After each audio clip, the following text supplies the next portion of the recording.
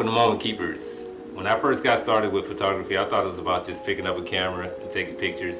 I soon realized that was not the case. I spent many hours in frustration trying to figure out even the basic steps in Photoshop.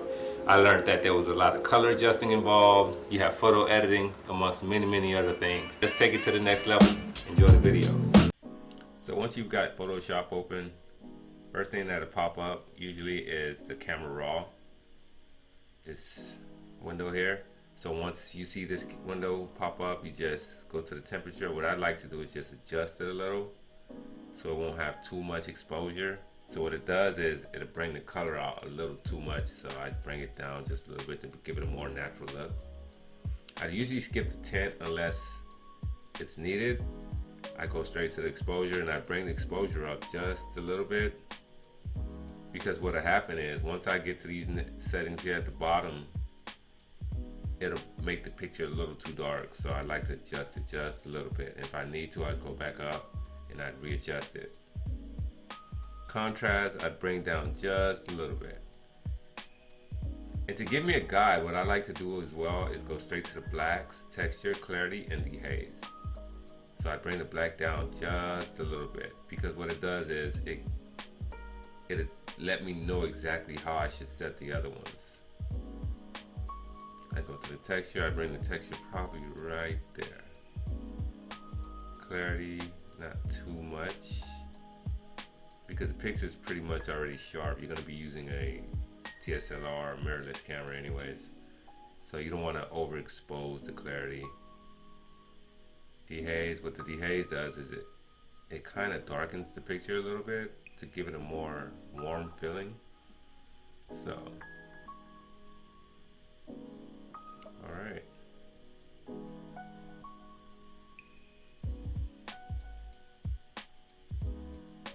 What I like about the highlight is it evens the picture out. I bring the shadow down just a little bit. Perfect. Okay.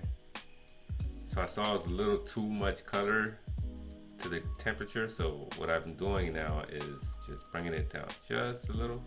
That way I give it a more natural look. Nice. Alright, so I think I can work with this here, and let's get to the editing. So the next step I'd like to take is click right here, open image.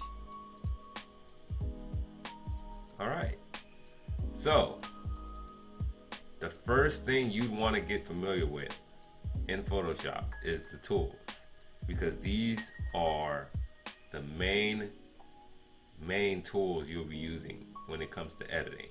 Alright, so the ones I like to use, to be honest with you, is the crop tool, the healing brush, the clone stamp tool, dodge and burn.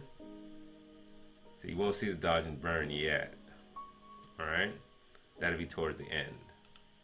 But if you right click on it, you see the dodge tool and the burn tool. I never used the sponge tool, to be honest with you. It wasn't really needed. Okay? So those are the main ones that I use, and we get to the more advanced parts once we get to the editing. Alright? So let's get started. Another thing I'd like to inform you guys on before we get started is to have a pen and paper handy, because I learned when I first started out that I was taking a lot of notes, and it did come in handy. Alright, so I control plus sign at the top, and then I blow the picture up just a little bit so I can see it. Right.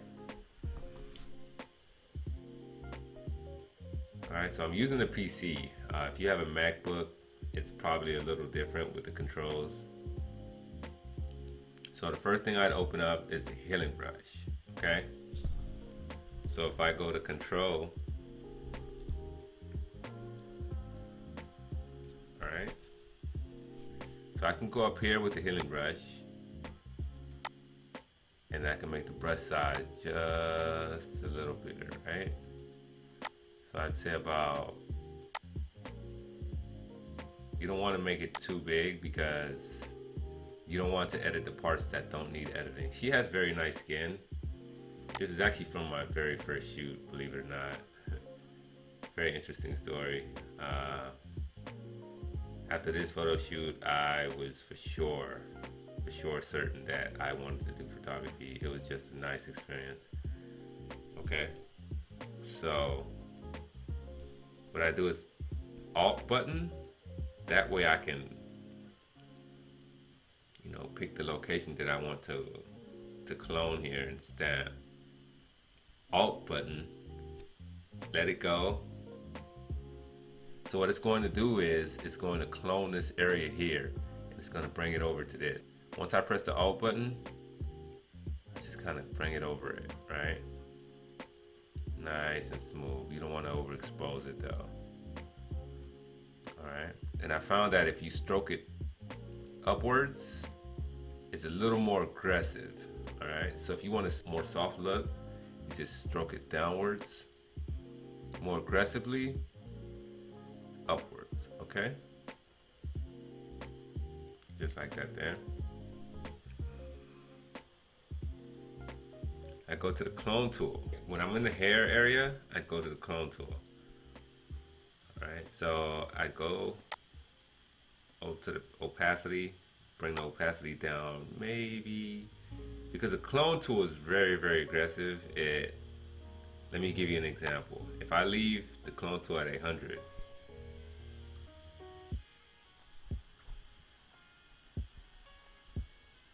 Alt button, click the section where I'm at. You see what happens?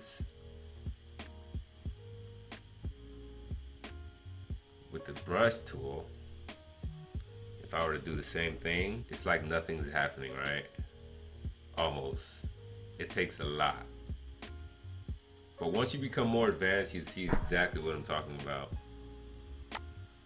Bring it down, maybe down to, let's say, 17, okay? So I just touch up on the sections that's really, really needed, right? All right. Wow, it's coming together already. So I do this and I apply this same method on the entire image before I move on to the next step. Once I start a process, I won't move on to the next step until I'm done with that process. Bring it up here. That's the clone tool on the skin there. And another thing that I'm going to do is get rid of this hair here. All right?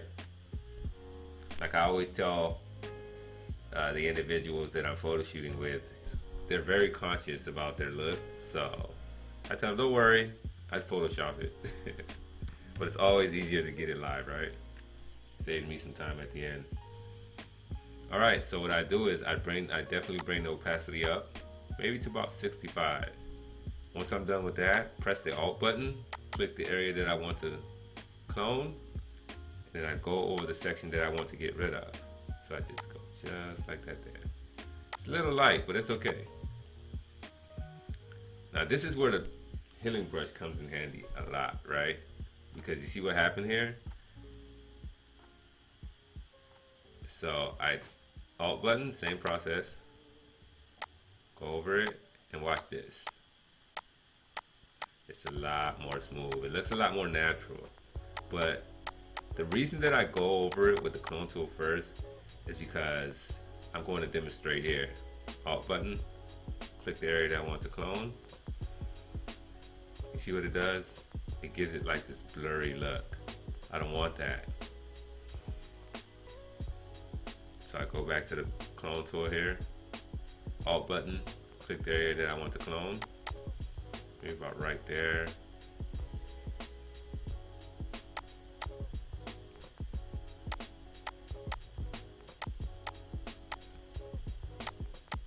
See, the plus sign indicates where it's cloning from. Okay. Alt button, click, left click the area that I want to clone, and I repeat. I just continue clicking until I get my desired result. I try not to stroke it down too much because I don't want to go into the hair here. I just want to give it a natural look. Give this natural. It's the detail that counts. Gotta pay attention to detail. That's very, very crucial when it comes to editing. Oh, believe me, they notice. So, to give you a before and after look on how the top of the hair looks here, I bring the history out. This is how it looked when we opened the picture up. And this is how it looks now. No one will ever know, okay? Another important tool when it comes to editing will be this bar here.